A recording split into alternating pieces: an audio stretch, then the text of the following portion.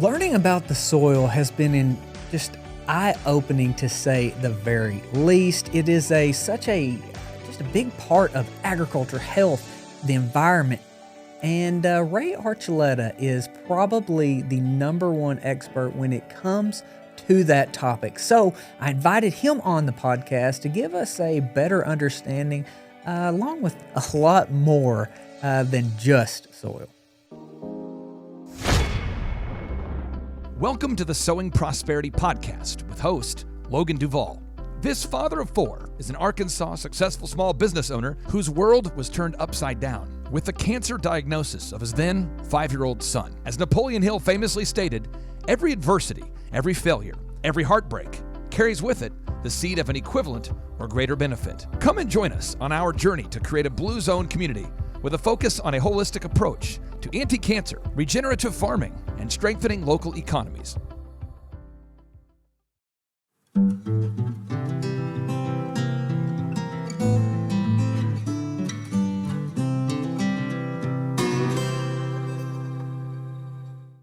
Ray, thank you so much for joining us to share your wisdom. I have come across your work in varying ways, and it always kind of intersects back to soil as we dive into regenerative agriculture.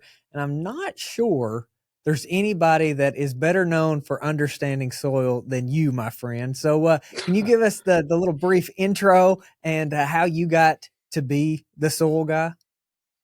Well, thanks, Logan. Thank you for for inviting me, really. And thanks for saying that kind words. I'll pay you later after the show. That was so gracious. My journey started really, Logan, about 17 years ago. I was working with NRCS USDA. It used to be called Soil Conservation Service. Just so the audience would know, Soil Conservation Service was created in 1935. And it was created by the Congress and the president. They were having such massive degradation of our soils on a national scale. They were blowing, and we were losing feet of soil during the Great Depression. So if you see those kind of imagery, that's why it started. And I worked for them 30 years, and it was about halfway towards my career. I started to realize something, Logan, was very, very wrong. I started to realize that, one, our water wasn't getting cleaned up. Every time irrigation season would come on, that lake and Snake River, I was living in Idaho at the time and working in Oregon, and I worked on that border, and the Snake River separated the two states, and I could see every time irrigation season would come that all the irrigation erosion was going into the Snake River. It really bothered me. We were spending billions of dollars. And then number two, I could see that farmers couldn't bring their sons and daughters back into the operation, even though they would farm 400 or 500 prime acres of agricultural land. There wasn't enough money to bring another family. And I couldn't understand, you can't make a living on 500 acres of vegetables and prime agricultural land. Something's wrong. And I think it started to make me question. And I think what resonated with me, and remember, I went to 8 years of university, and I studied, and I said, something's wrong. And it was reading Ellen Savory's book on holistic management, going to Gabe Brown's ranch in 2007. The light went on. I'm going, oh my goodness, I missed it. All these years of university experience. We did not talk about the power of the soil biology in the soil. That really, I didn't really understand the soil was alive, just like you and I, Logan. It's the most diverse ecosystem on the planet. It's like 50% of all biodiversity is in the soil. So what I learned was chemistry, how to control nature, how to force it with pesticides, chemicals, fertilizer, tillage, and genetically manipulating everything we do, and treating our animals like in a concentration camp, and forcing nature like a giant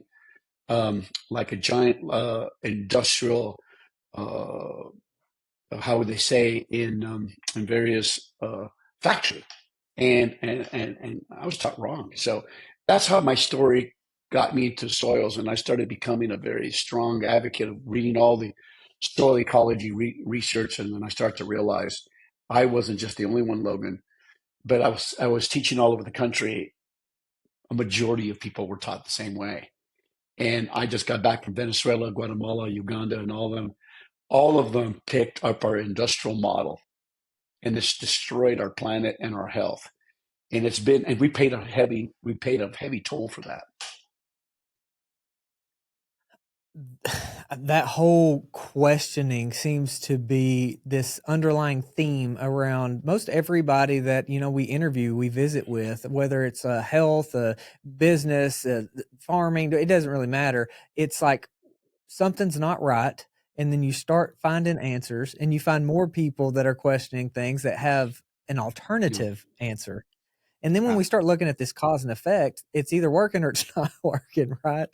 And so we just visited with Alejandro down there out of the Chihuahuan Desert, and I love his story and what he's doing. And Ray, you being in Missouri, I think this is similar for us. What happens in the Chihuahuan Desert affects us in Missouri and Arkansas, right? Like if you start looking at this, the climate, and if we have a desert to the west of us or we have a productive grassland, it's going to have a big impact on us right here in the Arkansas River Valley. You're right, Logan. And see, I think most people don't understand that everything is one, intimately connected. Ecology, quantum physics, everything teaches you, even in the spiritual realm, everything is one, everything's connected. God connected everything as a collective one. So does it matter how we farm in Chihuahua? Does it matter how we farm in Iowa? Absolutely, it does. It makes a huge impact. The climate and the earth is a collective unit. It works together. Individual pieces, communities to make a collective one. Absolutely, you're right, Logan. And that's the issue. And what we were taught in college is disconnectedness. It's amazing. When I first walked to a farmer, and the first thing farmers say, now listen to what they tell me. But Ray, cover crops won't work here. Cattle won't work here. And I look at him and I smile. I said, now hold on a second. You mean to tell me your farm's part of the moon and Mars? And they looked at me very strangely. I said, your soils have biology. They have bacteria. They have microbes. They have protozoa. They have living organisms. The first thing we should be asking is, what do we have in common with Arkansas and the Chihuahuan Desert? Life. Soil life, biology. It runs on biodiversity. Biodiversity on top, biodiversity on the bottom. We never ask those questions. And that's the problem. We're always creating distinction, delineation, but we don't sit back and say, hey, what do we have in common? That's the first questions we should be asking. I love that. Little bit of a tangent. I just got done interviewing Dr. Jack Cruz and then Morley Robbins, and two of just very, very intelligent guys that understand things that I don't, right? But when Dr. Cruz is talking about light and this quantum biology and circadian cycles, and then Morley's diving into the science behind minerals and how copper affects everything from the enzymes to the shikimate pathway. I mean, he's getting into it, right? Right. What I find with these type of I don't know, pioneer may be the best word in whatever field it is, they almost always think about the differences, right? On this is why the other guy is wrong. And I don't even know how to address that going forward for myself, because I am like what you just said. Where is this commonality for it to be right? How do we apply those things? Because I think both of them are right in so many things. And if we brought it together, we get this synergistic effect and we move forward faster. Logan, what I do for me is I ask myself two questions. One, the science, how does it glorify the human body that God created? Two, how does it glorify the creation, biomimicry? How does it mimic nature? See, because we've destroyed a lot of our planet through science. Science that was asking wrong questions. We weren't asking the right question. The question should have been is, How do we emulate the creation? How do we emulate design? That's why I love the website called Biomimicry Institute by Janine Banyas and that group. It says, and it's very simple, biomimicry, and it says, ask this very simple question. Ask nature. For Christians, it says, well, ask the creator. Why are we asking him? Why don't we design our cities accordingly with biomimicry? Why aren't we, let me give you a concept of biomimicry. Birds, we learn how to fly by mimicking birds. Velcro was designed by mimicking the cocklebur. Biomimicry. See, my whole point here is, Logan, is I want science that glorifies the human body and science that glorifies the creation and the design, intelligent design. How do I farm? How do I work with that design? Not force it, not genetically splice it, don't control it, work with it, love it, and nurture it. And so once you start asking that science, that you set that paradigm, all of a sudden a lot of science falls by the side. That's not important. And so that's how I use science to determine what to use as the right paradigm, the right filter, and how to interpret it. Because a lot of it is just plain junk. I tell people, I've learned to be like a barnyard rooster, Logan. Learn how to pick the kernels of truth in a pile of scientific crap. And so we're asking lots of wrong questions. They might have done the scientific method correctly, asking wrong questions. That's the whole thing that I do to help me, because you know what? I don't have that kind of time to waste. I'm here to bring healing and help people like you are, Logan, about bringing healing. I don't have time for that. And so there's a lot of science everywhere that's all over the board. And so that's why my two basic premises I use. I love that. I think that's wonderful. So how do we here in Arkansas start to apply what you're talking about, what you're doing with agriculture?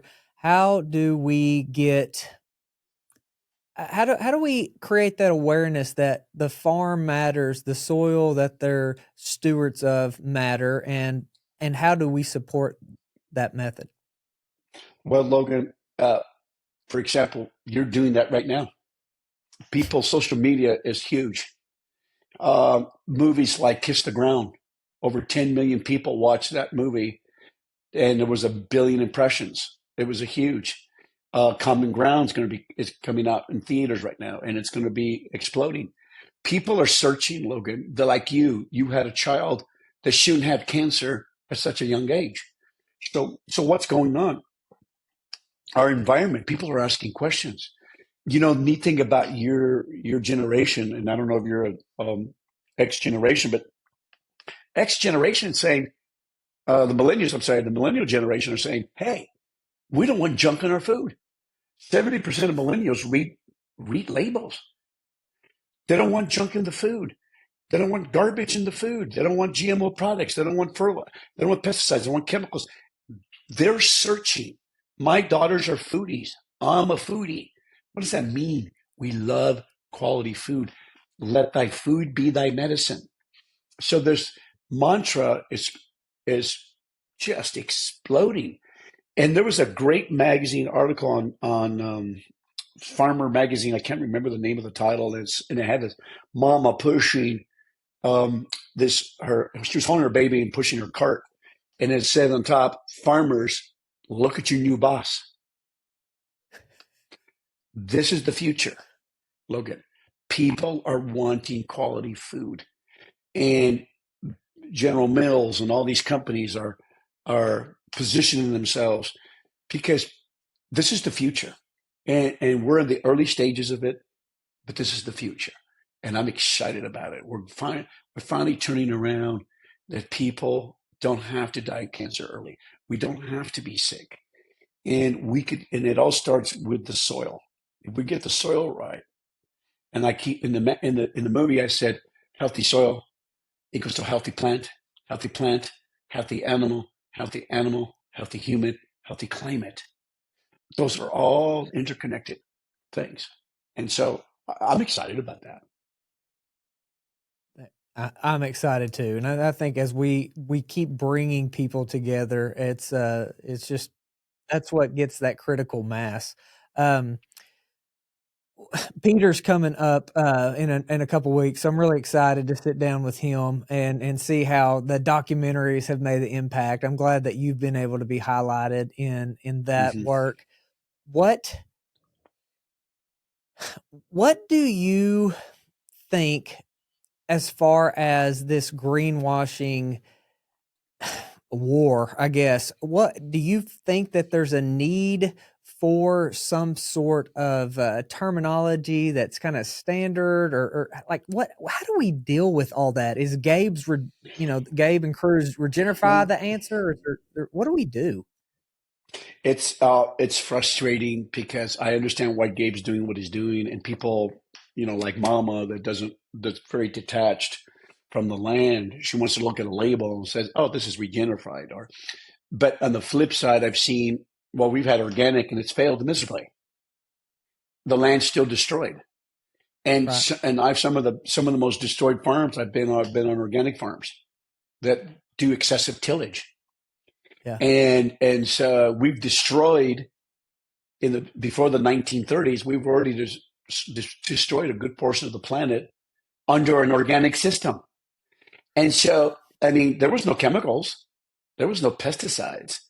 The reality is we have an ignorant populace, and I was ignorant. So why would we expect the people that are far removed from agriculture are going to understand what's going on?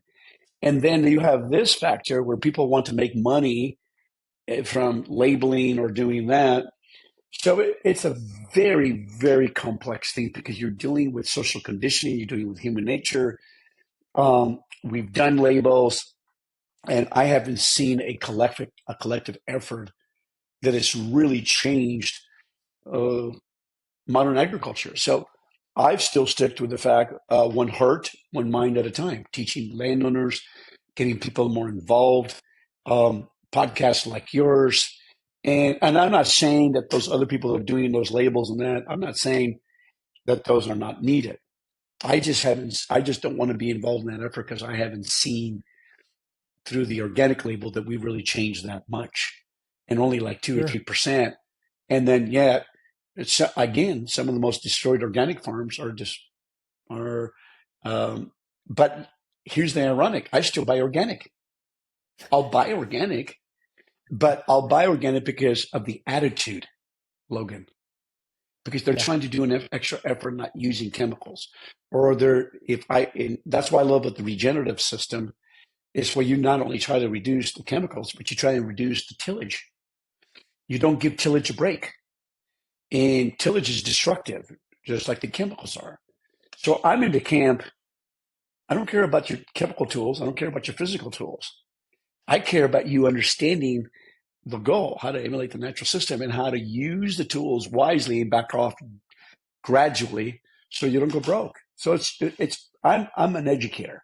That's where I'm coming from. That's where I'm working with farmers, ranchers, wherever wants to work with us and educate the common people. On the health and education side, one area that has absolutely seemed to take off lately is the carnivore movement, the carnivore diet. And so like, Sean Baker, Anthony Chafee, Ken Berry. But what I have seen is it's been life-changing for a whole lot of people. And so I am a much more meat-based eater than I ever have been. Anyways, I digress.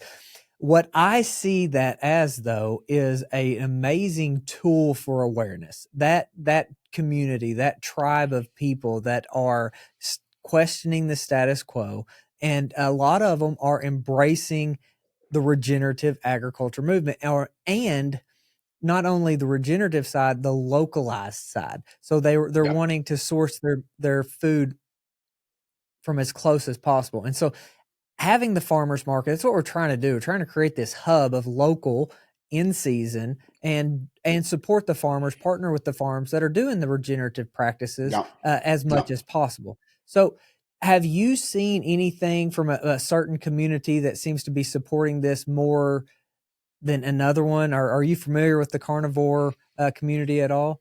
Wow, man, Logan, it's going viral. It's gone everywhere. Like I listen to every time I follow on X or YouTube, like Jordan Peterson. Jordan Yeah. Peterson is like a big lion diet, more meat, and blah blah blah. This has gone more of a global perspective. I mean, it's just gone large because I think uh, we began to realize. I love the word balance. I love the balance of it, having meat, having other breads. You know, if you look at back in biblical times, you know, they used to call it the land of milk and honey. Well, what does that mean when you talk about the land of milk and honey? When if you look at the Old Testament narrative, when God drove the Israelites out of Egypt, which was an industrial ag system by Pharaoh, he moved them into a system that was a grazing system, that the rain brought all, and it was a grazing system. It was a system that depended on rain. But notice the terminology, the land of milk and honey. Alejandro and I have talked about that. Well, what does it take to have honey and milk in that area? One, biodiversity. Bees have to have pollinating plants, and you have to have, and what does it take to have milking animals? Well, you have to have rich grasses and rich biodiversity of plants and all that. In other words, a system that would be able to express habitat for the bees and allow enough feed for the animals. So it took a management and it took a grazing pastoral ecosystem.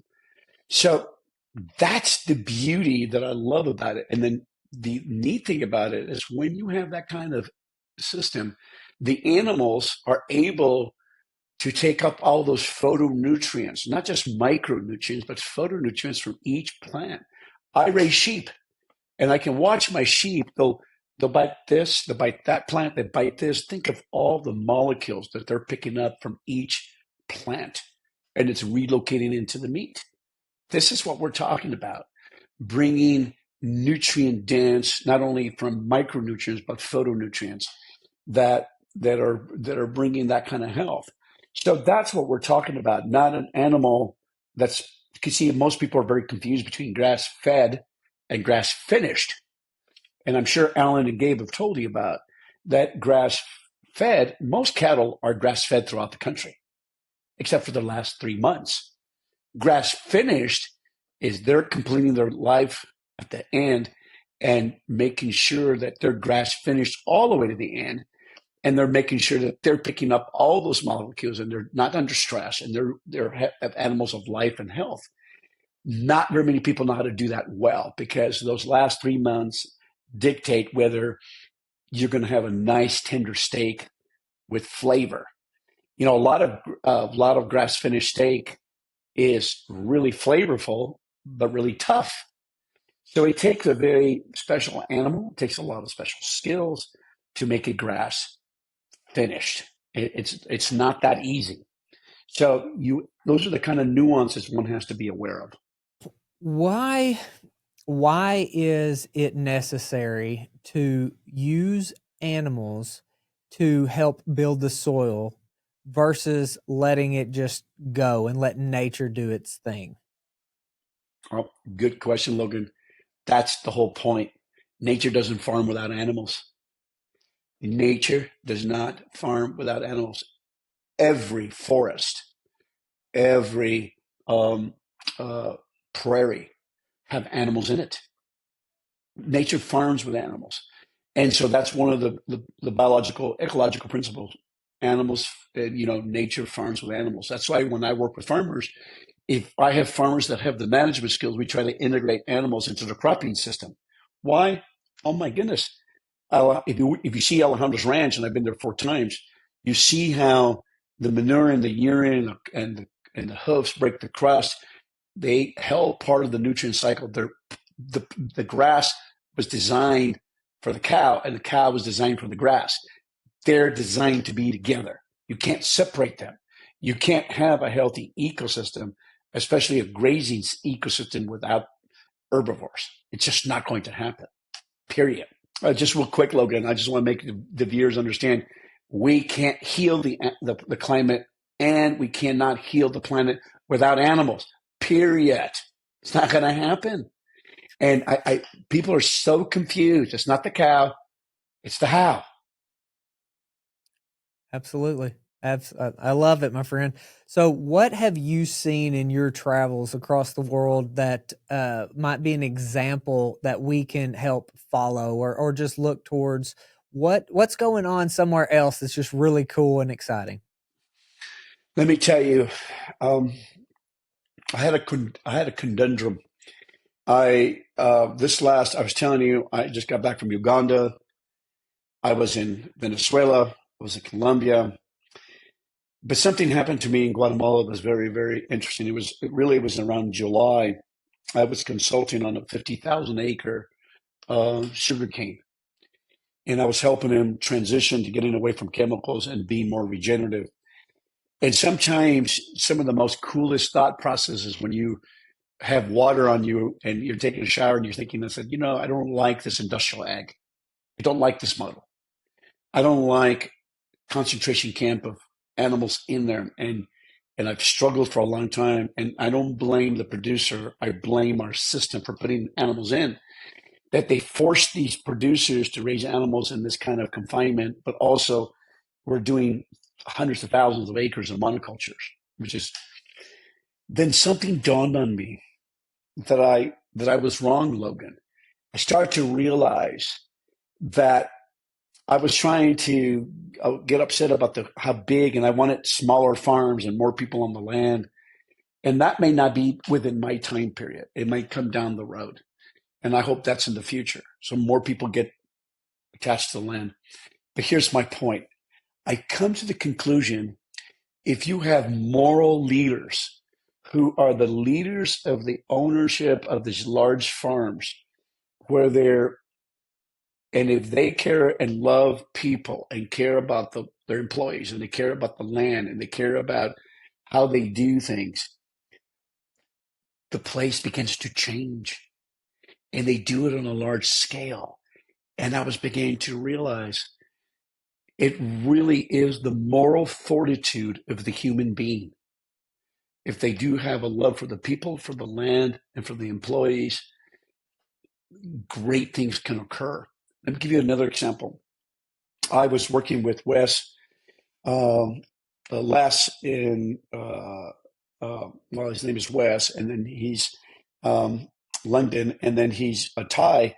There's a big operation they have in Garden City, and I went and taught a course, and brought my range simulator, taught them, and it's a big confined feeding operation. And now a transformation has happened. Their mind changed the way they look at things. And now they're allowing the animals to come out of the confined area and graze the pivots. And they're gaining like 2.8 pounds a day, where in the confined is 3.1, and they're applying biologicals. They're using insult, the algae, put it on the pivots. They're getting great. I mean, the animals are getting fat. They're happier, and they are at awe. Like, wow. And they're saving money, and they're not using diesel to move feed from one place to the other. And they're letting the animals pick up the feed themselves. And they're doing these amazing things. And they're bringing health to the soil, and they're making the animals healthier because they're not confined, and they're gaining, and they're making money. But the most beautiful thing is the transformation in their minds and how they're beginning to look at the system. How even in our giant construct of our factory type of agriculture, we can infuse ecology into it and make it better and bring health. And I'm just like, wow, Logan, that is hope. And I'm seeing it in a large scale. So I was really, really ecstatic about that. So I feel I had to share that with you, Logan, because that gives me a lot of hope for the future. Well, that's if you can get that type of an operation's attention to shift a little bit, I think that's a beautiful, beautiful win. Ray, Yeah. if you could sit down with the Secretary of Ag here in Arkansas, it's Wes Ward. He's a great dude. But what would you tell him, or what advice, if the Arkansas Division of Agriculture brought you in to consult, what advice do you give them? You know, I've gone to a point, I don't even like to give advice, really. It's to a point because I've had people come to me, Logan, please, Ray, can you come and talk to my grandpa?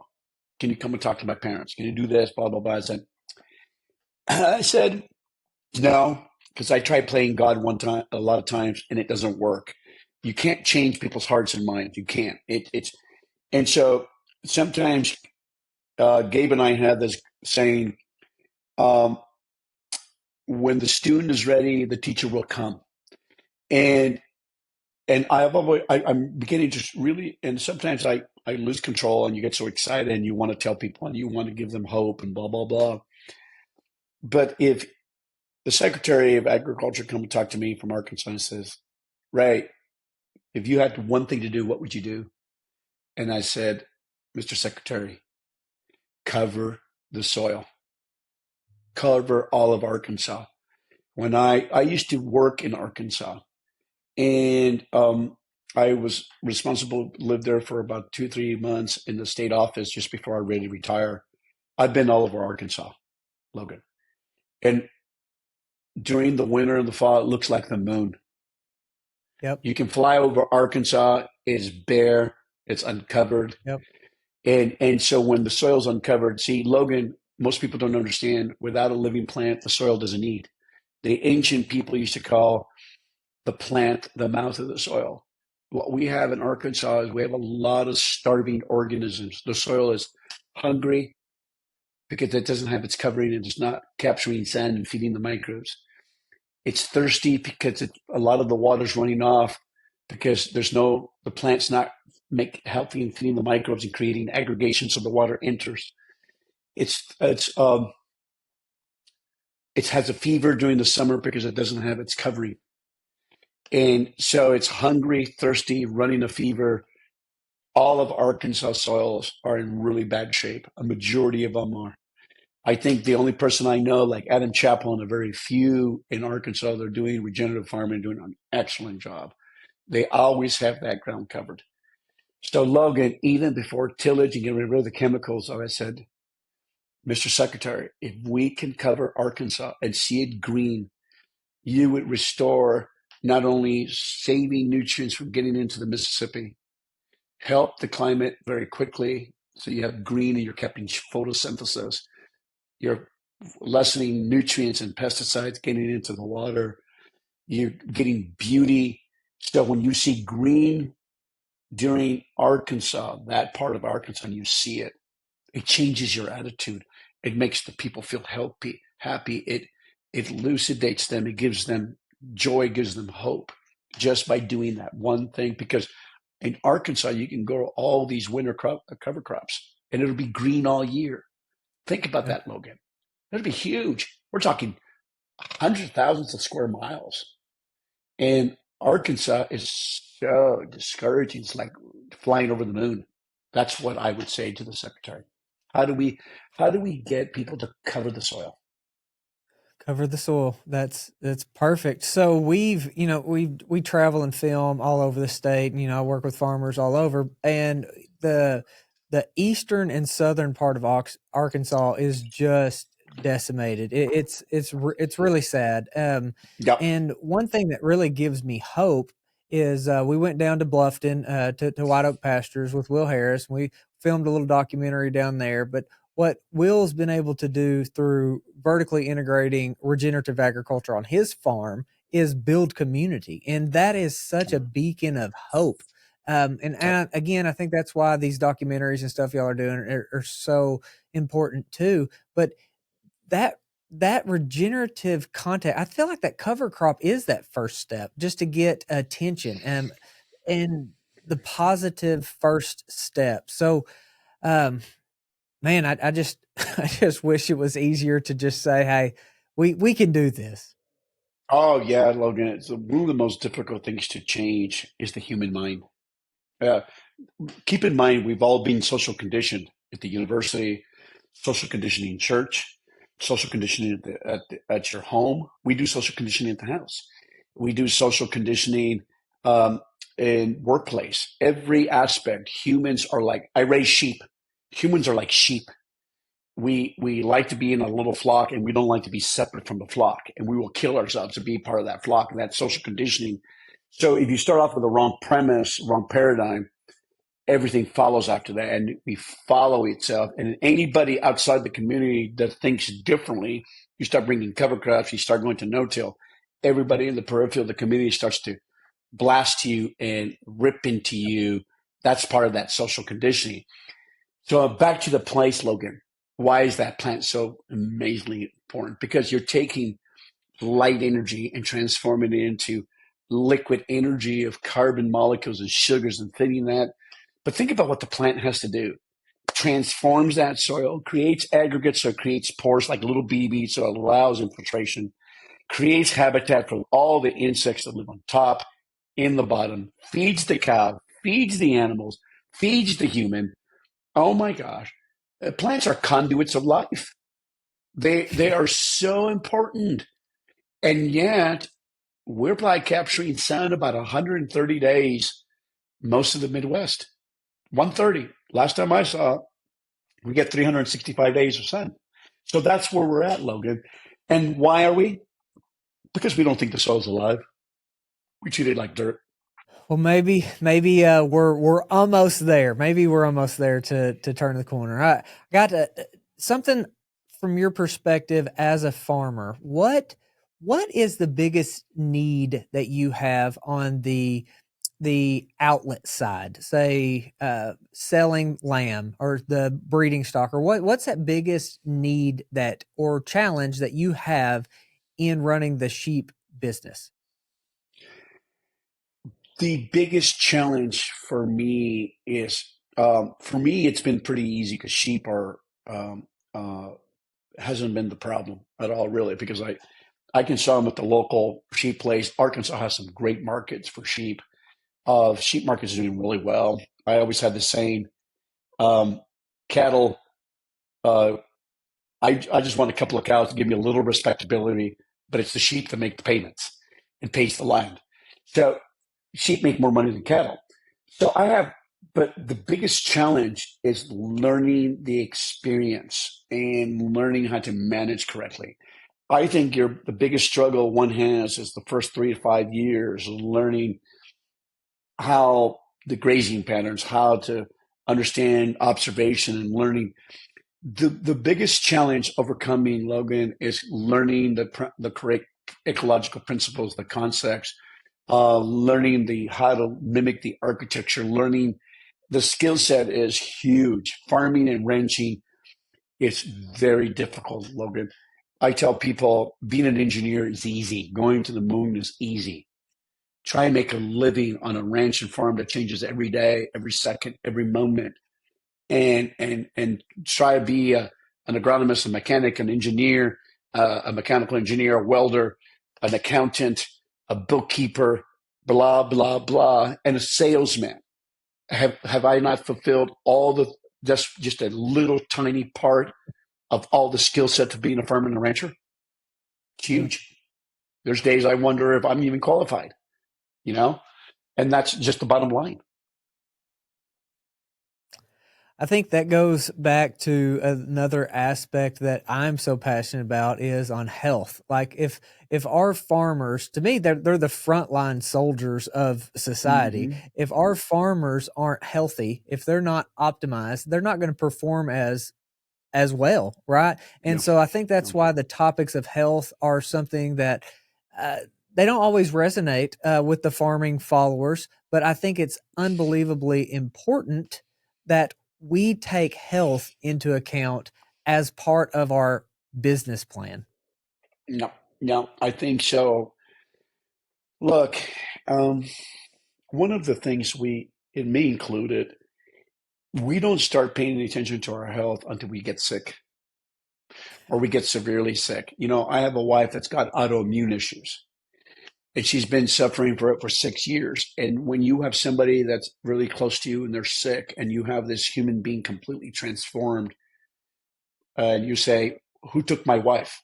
Something happened to my wife. The sickness absolutely abducted my wife. You've had, Logan, a sick family member. You understand that. And until you can embrace that and understand that, you don't even have a clue what it means, how critical food is. Ironically, Logan, we treat our human bodies like we treat our animals.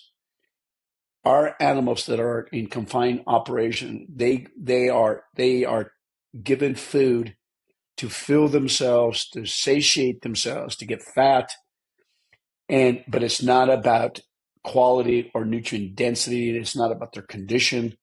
And we ourselves have done that to ourselves.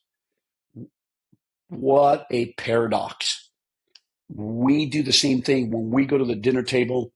We have no love and respect for that food. We don't understand how sanctimonious, how precious it is to have that food. Let me give you an example. The best little phrase I ever read about food goes like this.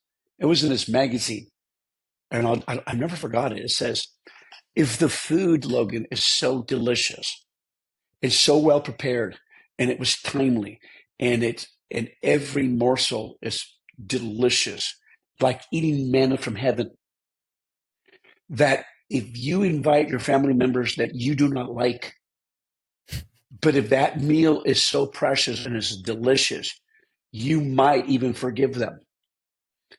That's how the power of a meal is and food. That's why when people ask me to go speak at various areas of the country and to say, hey, Ray, can you be a lunch, a spokesman, a talker, a presenter, or a dinner? I said, no, I refuse. I will never do that. Because that meal with people is a communion. It's sacred. It's a fellowship. And we've lost that. When I was raising my daughters and we homeschooled them, we had that fellowship every day when we had that meal, and we would visit with each other and we would eat and we would rejoice of God's benevolence, and we would sit there in community and fellowship. We've lost that, Logan. And I don't think we've appreciated, like you go to Europe, oh my gosh, the bread was amazing. And when you go to different parts of the world, the food is amazing, a lot better than our own country. And so we need to ask ourselves, what's happened to us? We've lost that. Well, hopefully we just keep asking questions and we keep finding these answers through visits and the great work of so many, because there really are so many of us out there fighting. And Ray, I appreciate you, brother. I appreciate you taking the time to sit down and visit and share the work that you've done and the work I know you'll continue to do. So please let me know when you're in Arkansas and not just out traveling the world. Thank you, Logan. Well, Logan, you're also welcome to come and visit my farm. You're definitely welcome, because what you're doing. Let me live it this way, Logan. We work as a collective, as a community. What you're doing with your wife, you and the group right there that you're doing in your podcast, people listen and they're learning and they're growing and they're changing. So that's why I love what we say: one heart, one mind at a time. And we're going to change this country, because I think one of the things it's very disappointing when you hear about the Ukraine war and you hear about Israel and blah, blah, blah, and you hear the world's coming to an end, blah, blah, blah. I don't agree. I'm sorry, I don't see it that way. I see amazing healing going on all over the globe. Families, communities, the population rate is going down globally. People have a higher income than they've ever had in their lives. And I think sometimes fear, that's why I've stopped watching news. Fear promotes sells. Fear sells. And we've lost perspective. There's an amazing thing going on globally that God is doing. There's amazing healing that's going on.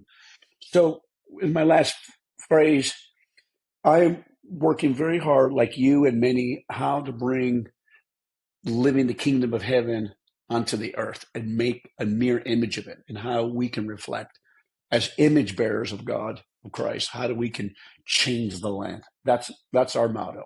How do we change it, and how do we reflect it in every aspect we do, from the way we eat, the way we treat people, and the way we love, and the animals and everything else? There we go, Logan. What more can we ask for? Amen, brother. Amen. Amen. Ray, Amen. thank you Thank so you. much, buddy. Thank you for joining us on Sowing Prosperity. Be sure to follow along across the social media platforms, including YouTube, and be sure to go to sowingprosperity.com.